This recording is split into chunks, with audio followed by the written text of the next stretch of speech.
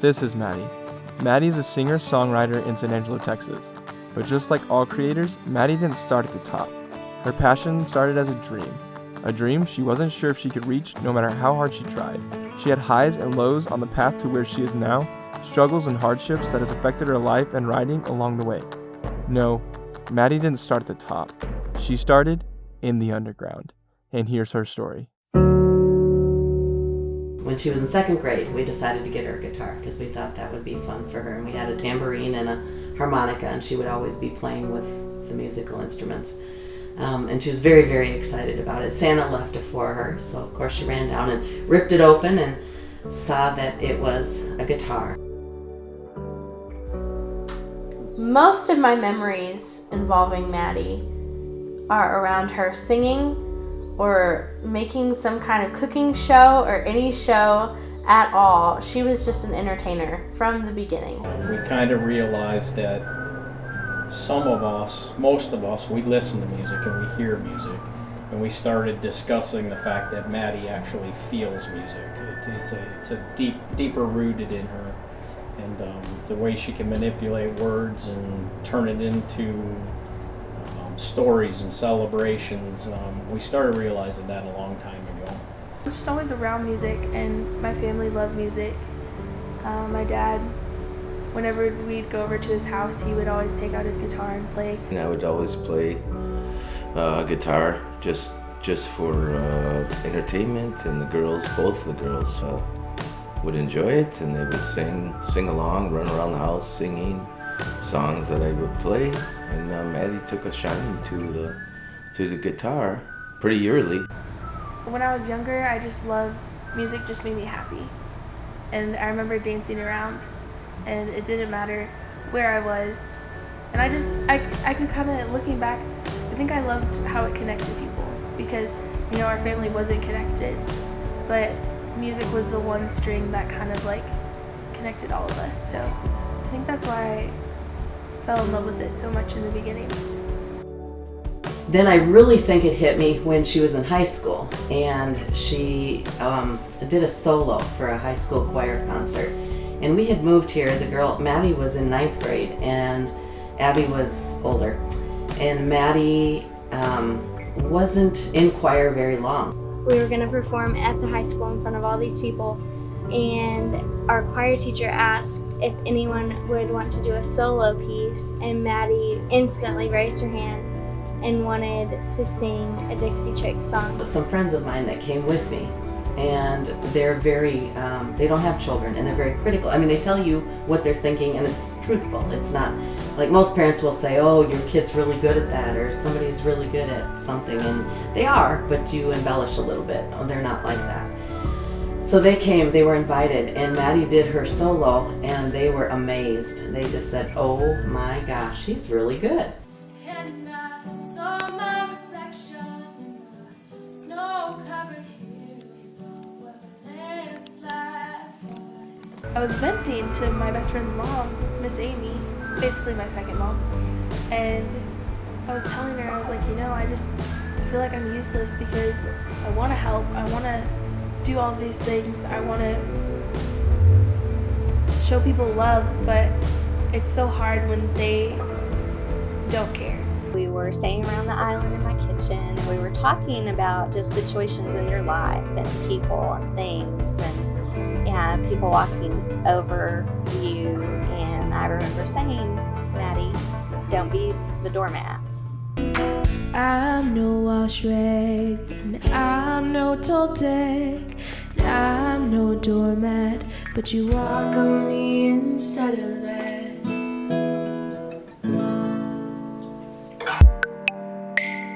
Broken one in the bunch. I remember we brought snacks and stuff in here. It was really chill. I brought out I still have it.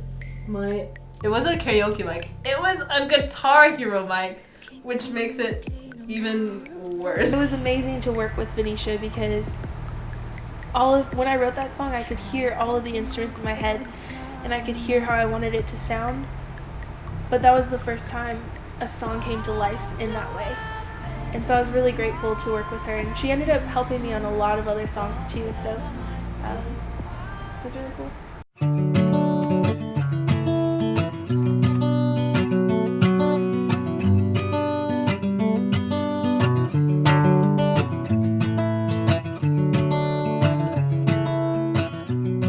The first day I met Miss Karen, I just knew that I was on the right track. I've played music all my life. And when I'm 80 years old, if I can still play the guitar, I'll still be playing the guitar. Because I tell my husband it's my passion. I mean, I work other places so I can make money, but I will always play music. And if I'm having a good day or a bad day, I'm always going to turn to music. Because that's part of me, it's part of my soul. I think if you're a songwriter, you don't get a choice. So those are much better writing when you're writing the middle part of the. It just sounds like, oh, that rhymes. Your ear goes, oh, that rhymes, but it's a lot harder to rhyme. I said, when you get to Nashville, those people, that's the kind of stuff they're going to throw out at you. You're going to need to know, what key are you playing in? What key am I singing in?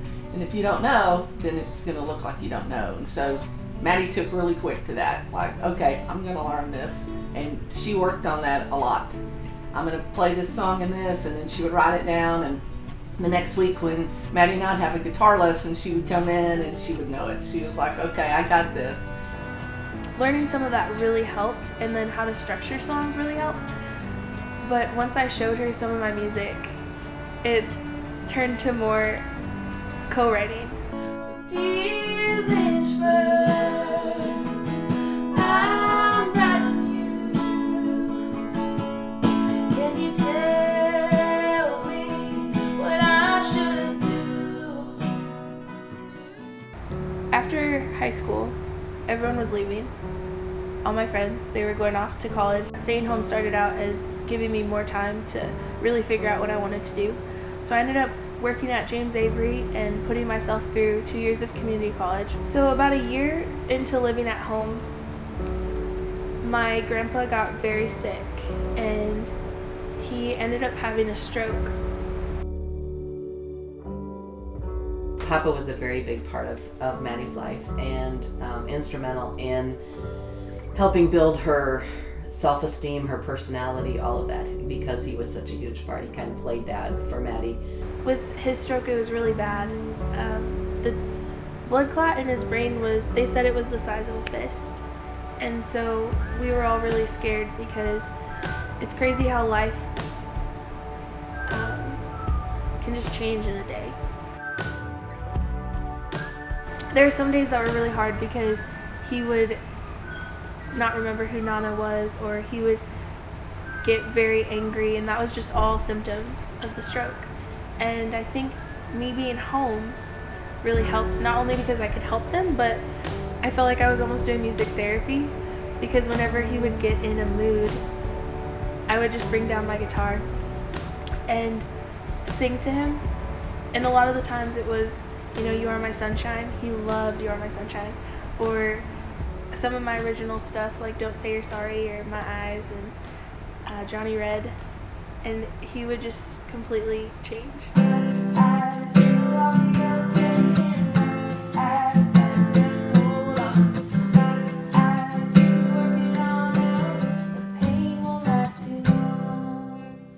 When I had the opportunity to move to Nashville, I knew that I wanted to go, but I was nervous to leave them, and I was nervous to leave Papa too.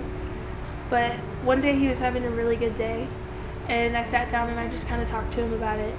And he was a retired school teacher, so he just basically said, school's important and you need to follow your dreams and you need to keep going. Maddie and I had the conversation, and Jessie, that she needed to just go ahead and reach her dream. I mean, if that's what she needed to do, she felt like, to further herself in music, then Maddie needed to do that. And we would help her in any way that we could, but that she needed to check it out. And so then we all packed up and headed off for Nashville.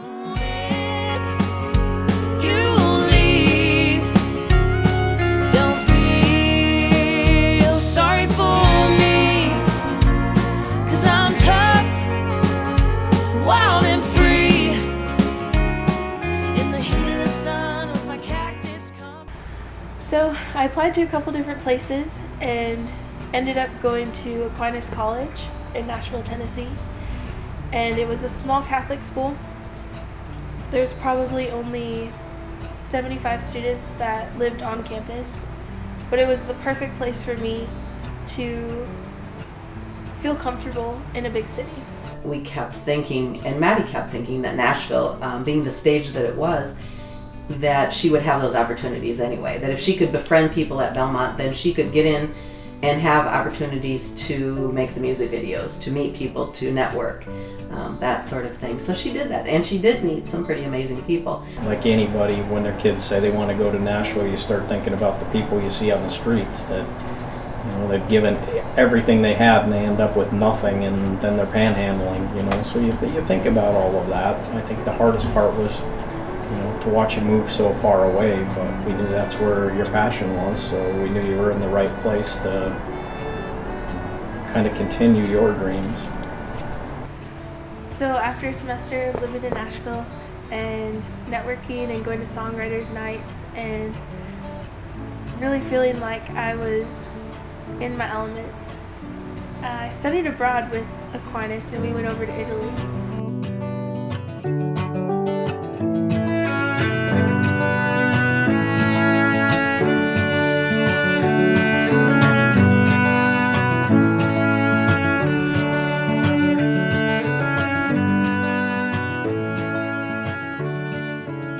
Everywhere you went around Rome or Florence, there were always street musicians and people playing and singing. So it was really, really cool to see music all over the world and people passionate about it anywhere. While we were over there, we got the really bad news that Aquinas was actually going to have to close all of their programs except for their education program. And all of a sudden she had made this final huge step to get out of the house, to go to Nashville, to strike it on her own, to go to college, and then that ended, I think for her, was very detrimental. It was a huge roadblock, or so she felt. The fear sets in and the anger and like, why did I ever go to Nashville? And you know, I thought this was going to be where I became who I'm supposed to be, and now it's all falling apart. Every time something bad happens, there's always an opportunity to turn it into something good. And I think the reason you were able to rebound so quickly is because Mom laid that foundation. And I remember calling my sister, and throughout every time I would graduate or move or do something, even before I went to Nashville, she was always like, no, don't move there, come live with me in San Angelo. This small town and what you can do in this town is an awesome start for Maddie. Just with her music and with country music and Texas country and just the different genres and the school and everything having to do, because it is a small town, but I mean, I feel like it has a lot of opportunities for music. I moved out to San Angelo and I ended up living with them in their one-bedroom apartment. Maddie graciously brought her bed-topping foam thing, and she lived in our living room. I felt like if we get you in touch with some of the artists here and the scene in like Texas country and a lot of the people, that it would have helped boost your career and your confidence to get bigger and better. I found Ram Radio through a friend.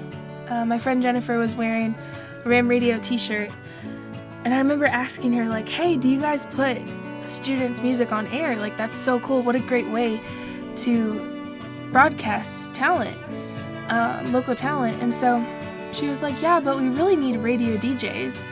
Maddie really just needed an outlet here, and I feel like she wasn't getting that in the beginning. And so she threw herself into school, and then she found Ram Radio, and she found just Texas country, and blossomed. So I came into the studio and I was like, yeah, it's called Sounds from the Underground. It's for up-and-coming artists. And it could be like interviewing a graphic designer or a photographer, videographer, and connecting these people. I think it's really great that you took the plunge, because not a lot of people do. They kind of stay behind that line of fear of, I don't think I can get a job with this, or it's not going to give me a source of income enough to live off of. But I feel like now, if you're listening and you have a dream, now's the right time to chase it. Texas country has such a different style. It's very raw and organic, and it doesn't have like boundaries because a lot of the artists are independent. So they take their stories, they take their really heartache and feeling, and they just put it out, and people connect to it. The Red Dirt people and like people of Texas, people all over the world are starting to hear it, and it's amazing. Never seen your kind till I moved to the south. I guess the heat of the sun brings the snakes out. With every step of mine, the ground whispered water, but instead of rain, it just gets even harder. I think anything in life that you love, that makes you happy and has continued to make you happy throughout life, you need to follow.